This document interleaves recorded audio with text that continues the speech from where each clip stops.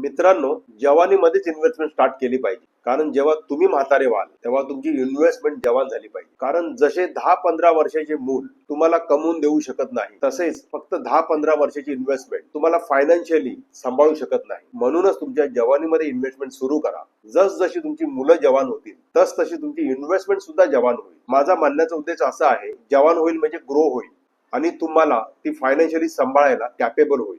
मी तुम्हाला असं म्हणत नाही की तुमची मुलं तुम्हाला सांभाळणार नाही, पण तुमची जवान झालेली इन्व्हेस्टमेंट तुम्हाला नक्की सांभाळेल. फक्त हे पहा, तसे तुम्ही मुलांना जे शिक्षण होईपर्यंत प्रॉपर पद्धतीने सांभाळता, म्हणजे वयाच्या 20-25 वर्षापर्यंत सांभाळता, तसेच तुमच्या इन्व्हेस्टमेंटला सुद्धा 20 ते 25 वर्ष सांभाळा. तेव्हा तुमची इन्व्हेस्टमेंट प्रॉपर पद्धतीने मोठ्या प्रमाणात ग्रो होऊन तुम्हाला तुमच्या उर्वरित लाईफसाठी फायनान्शियली शेवटपर्यंत सांभाळेल. अशाच नवनवीन व्हिडिओसाठी मला फॉलो करा, कमेंट करा आणि सबस्क्राईब करा. धन्यवाद.